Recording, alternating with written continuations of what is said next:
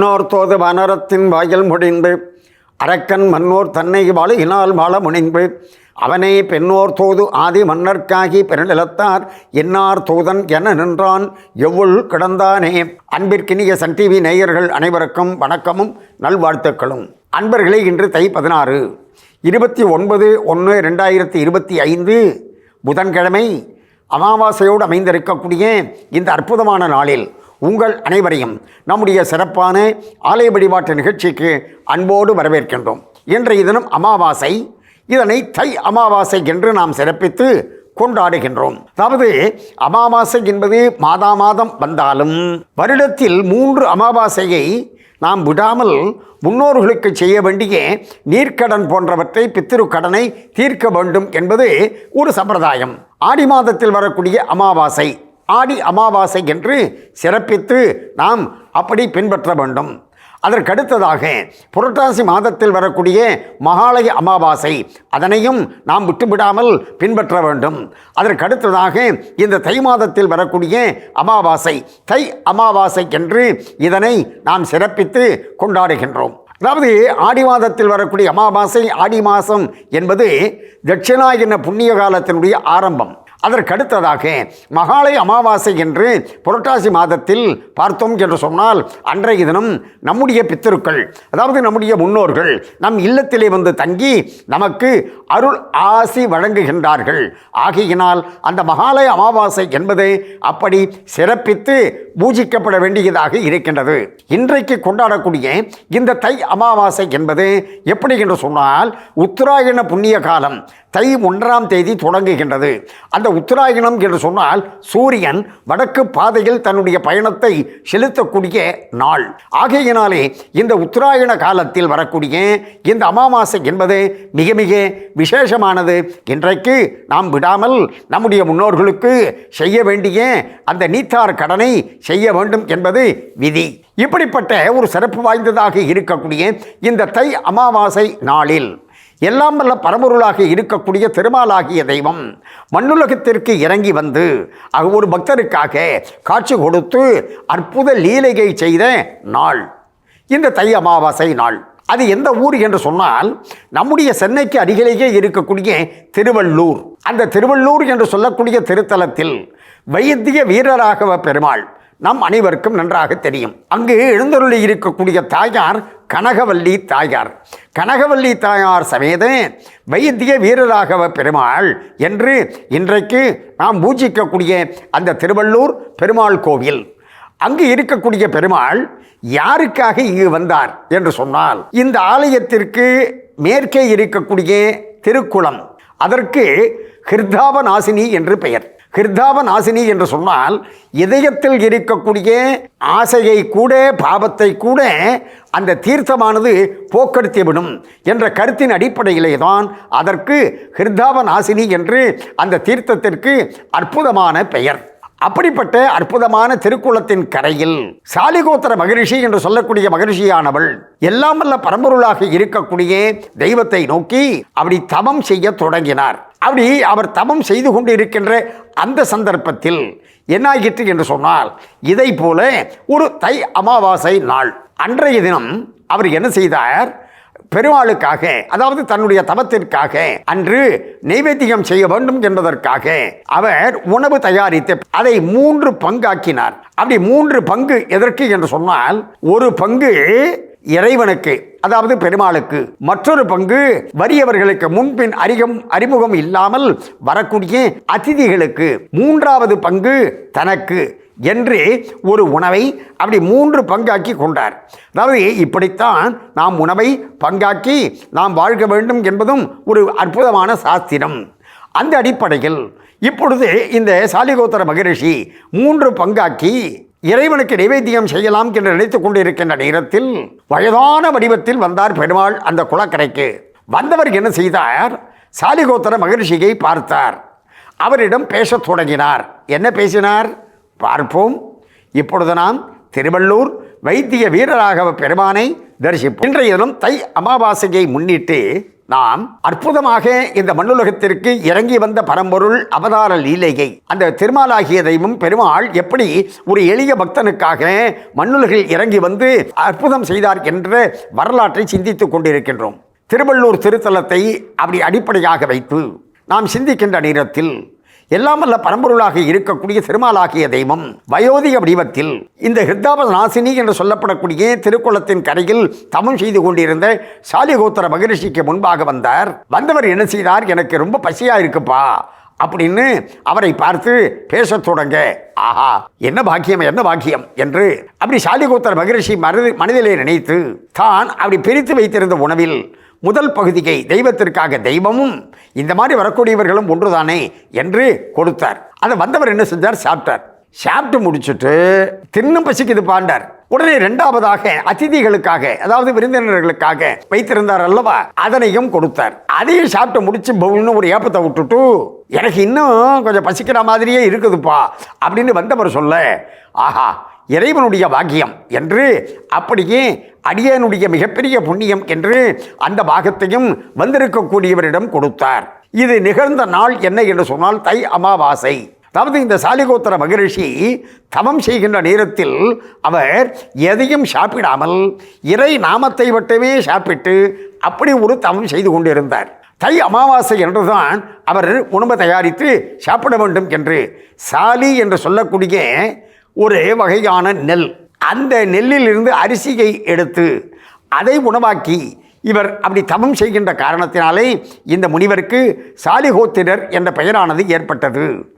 அவர் அப்படி தன்னுடைய தை அமாவாசை நாளில் விரதம் நிறைவடையக்கூடிய அந்த நாளில் வந்திருக்கக்கூடிய அதிதிக்கு உணவை கொடுத்துட்டு என்ன செய்வது என்றெல்லாம் கவலைப்படலை. காரணம் இறைவனுடைய அற்புதமான திருவிளையாடல் இது. ஆகையினால் நமக்கு உணவு இல்லையே என்று நாம் அப்படி எண்ணி வருத்தப்பட வேண்டாம் என்று எண்ணிக்கொண்டிருக்கின்ற நேரத்தில் வந்த வயோதிக வடிவத்தில் வந்த இறைவன் சாப்பிட்டுட்டு அவர் மட்டும் போயிட்டார். அதுக்காக சாலிகோத்திரர் கவலைப்படலை. இவர் என்ன செய்தார்? மறுநாள் தொடங்கி திரும்பவும் தவத்தை தொடங்கினார். அப்படியே தவம் செய்து கொண்டே வருகின்றார். இதே மாதிரி ஒரு தை அமாவாசை நாள் வந்தது.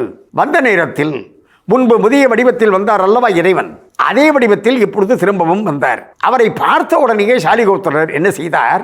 ஆஹா என்று அந்த பிரசாதத்தை 3 பங்காக வழக்கம் போல் தயார் செய்து வைத்திருந்தார் அல்லவா. அன்றைக்கு தை அமாவாசை நாள், அன்றைக்குத்தான் சாலிகோத்திரர் சாப்பிடக்கூடிய நாள். அந்த நாளில் இவர் வந்திருக்கின்றாரே என்று அப்படி நினைக்காமல், என்ன பாக்கியம் நான் செய்தேன், நீங்களே திரும்பவும் வந்திருக்கின்றீர்கள் என்று உணவை வழக்கம் போல் கொடுத்தார். அந்த 3வது பங்கையும் கொடுத்த உடனே அன்பர்களே ஒரு அற்புதம் நிகழ்ந்தது. என்ன என்று சொன்னால், அந்த 3வது பங்கை எடுத்து சாப்பிட்டுட்டு அந்த ஹிருத்தாபநாசினி தீர்த்தத்தை, அந்த குளத்தில் இருக்கக்கூடிய தீர்த்தத்தை 2 கையால் எடுத்து அப்படி குடிச்சுட்டு வந்திருக்கக்கூடிய வயோதிக வடிவத்தில் இருக்கக்கூடிய இறைவன் அப்படியே பவுன்னு ஒரு ஏப்பத்தை பெருசாக விட்டு அப்பொழுது சாலிகோத்திர மகரிஷியை பார்த்து, அப்பா யாராக இருந்தாலும் சாப்பிட்ட உடனே கொஞ்சம் உண்ட மயக்கம் தொண்டனுக்கும் உண்டு அல்லவா, ஆகையினால் எனக்கு கொஞ்சம் கிறுகிறுன்னு வருது, நான் கொஞ்சம் ரெஸ்ட் எடுக்கணும், எனவே ரெஸ்ட் எடுப்பதற்கு எங்கே நீ இருக்கலாம் என்று எவ்வுள் என்று கேட்டார். எவ்வுள் என்று சொன்னால் அந்த ஆசிரமத்தில் எந்த இடத்தில் நான் தங்குவது என்று. அதுவேதான் இந்த ஊருக்கு பெயராக அமைந்தது. எனவே அந்த பெயரிலே தான் இந்த பெருமாளும் அழைக்கப்படுகின்றார். எப்படி என்று பார்ப்போம். அப்படி இவர் என்ன செய்தார்? அந்த வயோதிக வடிவத்தில் வந்த இறைவன் எவ்வுள் என்று கேட்ட உடனே தன்னுடைய பர்ணகசாலையில் ஒரு இடத்தை அவர் காண்பிக்க, அங்கு பெருமாள் சயன திருக்கோலத்தில் படுத்துக்கொண்டார். படுத்துக்கொண்டு அப்படியே அந்த காட்சியை அந்த சாலிகோத்திர மகரிஷிக்கு காண்பித்துக் கொண்டு இருக்கின்ற நேரத்தில் இதை பார்த்து வானத்தில் இருக்கக்கூடிய எண்மர் 11 ஈரிருவர் மற்றும் உள்ள வானவர் மலர் மழை பொழிய, அப்பொழுதுதான் சாலிகோத்திர மகரிஷி புரிந்து கொண்டார், ஆகா வந்திருக்கின்றவன் சாதாரண ஆள் அல்ல, பெரிய ஆளு, பெருமாளு. இப்படி ஒரு தை அமாவாசை அன்று மண்ணுலகத்தில் விண்ணுலகத்தில் இருந்து பரம்பொருளாக இருக்கக்கூடிய இறைவன் இறங்கி வந்து சயன திருக்கோலத்தில் சாலிகோத்திர மகரிஷிக்கு காட்சி கொடுத்த நாள் இந்த தை அமாவாசை எங்கு? இன்றைக்கு திருவள்ளூர் என்று அழைக்கப்படக்கூடிய அந்த திருத்தலத்தில். அதற்கு முதலில் ஏற்பட்ட பெயர் என்ன என்று சொன்னால் எவ்வுள் என்பது. காரணம், அந்த பெயரை வைத்துத்தானே இறைவன் கேட்டிருக்கின்றார். என்ன அழகாக தமிழிலேயே பேசியிருக்கார் பாருங்க, எவ்வுள் என்று. சமஸ்கிருதத்தில் இந்த ஊருக்கு, இந்த இறைவனுக்கு என்ன பெயர் என்று சொன்னால் கிம் கிரேசன் என்று, அதாவது எந்த இடத்தில் தங்குவது என்று அப்படி. ஆனால் அழகான தமிழில் எவ்வுள் என்று சொன்னவுடனே அங்கு கிடந்த திருக்கோலத்தில் காட்சி கொடுத்தார் அல்லவா. ஆகையினாலே தான் இந்த பெருமாளுக்கும் முதலில் எவ்வுள் கிடந்தான் என்ற பெயரானது வந்தது. பிறகு எப்படி அவர் வீர ராகவன் ஆனார் பார்ப்போம். இப்பொழுது நாம் பெருமாளை பக்தி பாடலோடு தரிசிப்போம் வாருங்கள். இன்றைக்கு தை அமாவாசை, அதிலும் புதன்கிழமை பெருமாளுக்குரிய நாளில் அமைந்திருக்கின்றது.